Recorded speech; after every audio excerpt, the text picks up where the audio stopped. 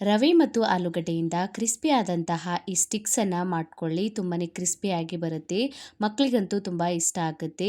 Hi ನಮಸ್ಕಾರ ಎಲ್ಲರಿಗೂ, welcome to my ಚಾನಲನ್ನು ಯಾರು ಹೊಸದಾಗಿ ನೋಡ್ತಾ ಇದ್ದೀರಾ, ಚಾನಲನ್ನು ಸಬ್ಸ್ಕ್ರೈಬ್ ಮಾಡ್ಕೊಳ್ಳಿ, ಬೆಲ್ ಐಕನನ್ನು ಪ್ರೆಸ್ ಮಾಡ್ಕೊಳ್ಳಿ. ನಾನು ಹಾಕಿದ ವೀಡಿಯೋಸ್ ನೋಟಿಫಿಕೇಷನ್ ನಿಮಗೆ ಸಿಗುತ್ತೆ. ಇಲ್ಲಿ ನಾನು ಈ ಸ್ಟಿಕ್ಸನ್ನು ಮಾಡೋದಕ್ಕೆ ಒಂದು ಪ್ಯಾನನ್ನು ಬಿಸಿ ಮಾಡೋದಕ್ಕೆ ಇಟ್ಟಿದ್ದೀನಿ. ಇದಕ್ಕೆ 1 ಕಪ್ ಅಷ್ಟು ನೀರನ್ನು ಸೇರಿಸ್ಕೊಂಡಿದ್ದೀನಿ. 1 ಟೇಬಲ್ ಸ್ಪೂನ್ ಅಷ್ಟು ಎಣ್ಣೆಯನ್ನು ಹಾಕ್ಕೋತಾ ಇದ್ದೀನಿ. 1 ಟೇಬಲ್ ಸ್ಪೂನ್ ಅಷ್ಟು ಆರಿಗೆನೋನ ಹಾಕ್ಕೊಂಡಿದ್ದೀನಿ. 1 ಟೇಬಲ್ ಸ್ಪೂನ್ ಅಷ್ಟು ಚಿಲ್ಲಿ ಫ್ಲೇಕ್ಸನ್ನು ಹಾಕ್ಕೊಂಡಿದ್ದೀನಿ. ನೀವು ಬೇಕಾದರೆ ಇದರೊಳಗೆ ಖಾರದ ಪುಡಿನೂ ಯೂಸ್ ಮಾಡ್ಕೊಳ್ಬೋದು. ಇದಕ್ಕೆ ಈಗ ನಾನು ಕಟ್ ಮಾಡ್ಕೊಂಡಿರುವಂತಹ ಕೊತ್ತಂಬರಿ ಸೊಪ್ಪನ್ನು ಸೇರಿಸ್ಕೊಂಡಿದ್ದೀನಿ. ಇದಕ್ಕೆ ಈಗ ನಾನು ರುಚಿಗೆ ತಕ್ಕಷ್ಟು ಉಪ್ಪನ್ನು ಸೇರಿಸ್ಕೊತಾ ಇದ್ದೀನಿ. ಒಂದು ಕುದಿ ಬರೋವರೆಗೂ ನೀರನ್ನು ಬೇಯಿಸ್ಕೊಳ್ಬೇಕು. ಈ ಥರ ಒಂದು ಕುದಿ ಬರೋಕ್ಕೆ ಸ್ಟಾರ್ಟ್ ಆದಾಗ ಇಲ್ಲಿ ನಾನು ಅರ್ಧ ಕಪ್ ಅಷ್ಟು ರವೆಯನ್ನು ತೊಗೊಂಡಿದ್ದೀನಿ. ಸಣ್ಣ ರವೆ, ಉಪ್ಪಿಟ್ಟಿಗೆ ಯೂಸ್ ಮಾಡ್ತೀವಲ್ಲ ಅದೇ ರವೆ ಇದೆ. ಇದನ್ನು ಹಾಕೋತಾ ಸರಿಯಾಗಿ ಈ ಥರ ಒಂದು ಗಂಟಿರದೆ ಮಿಕ್ಸ್ ಮಾಡ್ಕೊಳ್ಳಿ.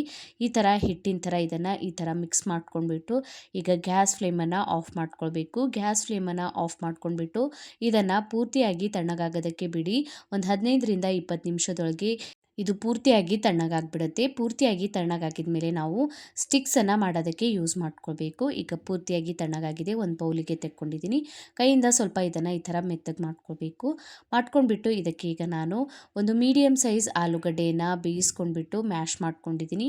ಈಗ ಬೇಯಿಸ್ಕೊಂಡಿರುವಂತಹ ಆಲೂಗಡ್ಡೆಯನ್ನು ಸೇರಿಸ್ಕೊಂಡ್ಬಿಟ್ಟು ಇದನ್ನು ಹಿಟ್ಟಿನ ಹದಕ್ಕೆ ಸರಿಯಾಗಿ ಕಲಿಸ್ಕೊಳ್ಳಿ. ಈಗ ನೋಡಿ, ಇಲ್ಲಿ ಸಾಫ್ಟ್ ಆದಂಥ ಹಿಟ್ಟು ರೆಡಿಯಾಗಿದೆ.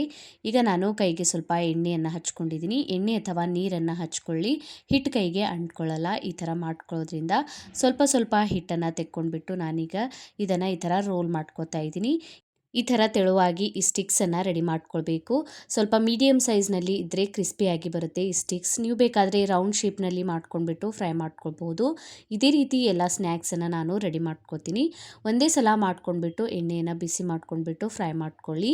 ಈಗ ನಾನು ಸೈಡಿಗೆ ಎಣ್ಣೆನೂ ಬಿಸಿ ಆಗೋದಕ್ಕೆ ಇಟ್ಟಿದ್ದೀನಿ. ಎಣ್ಣೆ ಬಿಸಿ ಆಗಿದ ಮೇಲೆ ಗ್ಯಾಸ್ ಫ್ಲೇಮನ್ನು ಮೀಡಿಯಮಲ್ಲಿ ಇಟ್ಕೊಂಡ್ಬಿಟ್ಟು ಒಂದೊಂದಾಗಿ ಈ ಸ್ಟಿಕ್ಸನ್ನು ಎಣ್ಣೆ ಒಳಗೆ ಹಾಕ್ಕೊಳ್ಳಿ. ನಿಧಾನವಾಗಿ ಒಂದೊಂದು ಹಾಕ್ಕೊಳ್ಬೇಕು. ಅಂಟ್ಕೊಳ್ಳಲ್ಲ. ಫ್ರೈ ಆಗಿದ ಮೇಲೆ ಬೇರೆ ಬೇರೆ ಆಗಿಬಿಡುತ್ತೆ. ಕಡಾಯಿಯಲ್ಲಿ ಎಷ್ಟು ಹಿಡಿಯುತ್ತೆ ಅಷ್ಟು ಸ್ಟಿಕ್ಸ್ ಅನ್ನ ಹಾಕೊಂಡ್ಬಿಟ್ಟು ಫ್ರೈ ಮಾಡ್ಕೊಳ್ಳಿ. ಒಂದ್ ಕಡೆಯಿಂದ ಸೆಟ್ ಆಗಿದ್ಮೇಲೆ ಇದನ್ನ ತಿರುಗಿಸ್ಕೊಂಡ್ಬಿಟ್ಟು ಇನ್ನೊಂದ್ ಕಡೆಯಿಂದ ಸರಿಯಾಗಿ ಕ್ರಿಸ್ಪಿ ಮತ್ತು ಗೋಲ್ಡನ್ ಬ್ರೌನ್ ಕಲರ್ ಬರೋವರೆಗೂ ಫ್ರೈ ಮಾಡ್ಕೊಳ್ಳಿ. ಎಣ್ಣೆ ಒಳಗೆ ಈ ತರ ನೊರೆ ಬರೋದು ಕಡಿಮೆ ಆಗ್ಬಿಟ್ರೆ ಸರಿಯಾಗಿ ಫ್ರೈ ಆಗಿದೆ ಅಂತ ತಿಳ್ಕೊಳ್ಬೇಕು. ಈಗ ನೋಡಿ, ಈ ತರ ಫ್ರೈ ಆಗಿದ್ಮೇಲೆ ಈ ಸ್ಟಿಕ್ಸ್ ಅನ್ನ ನಾನು ತೆಕ್ಕೋತಾ ಇದ್ದೀನಿ. ಇದೇ ರೀತಿ ಎಲ್ಲ ಸ್ನ್ಯಾಕ್ಸ್ ಅನ್ನ ಫ್ರೈ ಮಾಡಿ ತೆಕ್ಕೊಳ್ತೀನಿ. ಮನೆಯಲ್ಲಿ ಇನ್ಸ್ಟೆಂಟ್ ಆಗಿ ಏನಾದರೂ ಸ್ನ್ಯಾಕ್ಸ್ ಮಾಡ್ಬೇಕನ್ಸಿದಾಗ ಈ ಸ್ಟಿಕ್ಸ್ ಅನ್ನ ಟ್ರೈ ಮಾಡಿ. ತುಂಬಾನೇ ಕ್ರಿಸ್ಪಿಯಾಗಿ ಬರುತ್ತೆ. ಇದನ್ನ ಹಾಗೇನು ತಿನ್ಕೊಳ್ಬೋದು. ಕೆಚಪ್ ಜೊತೆ ತಿನ್ಕೊಳ್ಳಿ, ತುಂಬಾನೇ ಟೇಸ್ಟಿಯಾಗಿರುತ್ತೆ. ಒಂದಿಲ್ಲಿ ನಾನು ಮುರಿದು ತೋರಿಸ್ತಾ ಇದ್ದೀನಿ ಎಷ್ಟು ಕ್ರಿಸ್ಪಿಯಾಗಿ ಬಂದಿದೆ ನೋಡಿ. ಒಂದ್ಸಲ ನೀವು ಟ್ರೈ ಮಾಡಿ ನೋಡಿ. ಕಮೆಂಟ್ ಒಳಗೆ ತಿಳಿಸಿ ವಿಡಿಯೋ ಹೇಗೆ ಅನ್ನಿಸ್ತಂತ. ವಿಡಿಯೋ ಇಷ್ಟ ಆಗಿತ್ತಂದರೆ ವಿಡಿಯೋಗೊಂದು ಲೈಕ್ ಮಾಡಿ, ಫ್ಯಾಮಿಲಿ ಮತ್ತು ಫ್ರೆಂಡ್ಸ್ ಜೊತೆ ಶೇರ್ ಮಾಡ್ಕೊಳ್ಳಿ. ಇದೇ ರೀತಿಯ ವೀಡಿಯೋಸನ್ನು ನೋಡೋಕೆ ಚಾನಲನ್ನು ಸಬ್ಸ್ಕ್ರೈಬ್ ಮಾಡ್ಕೊಳ್ಳಿ, ಬೆಲ್ ಐಕನನ್ನು ಪ್ರೆಸ್ ಮಾಡ್ಕೊಳ್ಳಿ. ನಾನು ಹಾಕಿದ ವೀಡಿಯೋಸ್ ನೋಟಿಫಿಕೇಷನ್ ನಿಮ್ಗೆ ಸಿಗುತ್ತೆ. ನಂಗೆ ನೀವು ಇನ್ಸ್ಟಾಗ್ರಾಮ್ ಮತ್ತು ಫೇಸ್ಬುಕ್ ಪೇಜಿಗೂ ಫಾಲೋ ಮಾಡ್ಕೊಳ್ಬೋದು. ನಾನು ಲಿಂಕನ್ನು ಡಿಸ್ಕ್ರಿಪ್ಷನ್ ಬಾಕ್ಸ್ನಲ್ಲಿ ಕೊಟ್ಟಿರ್ತೀನಿ.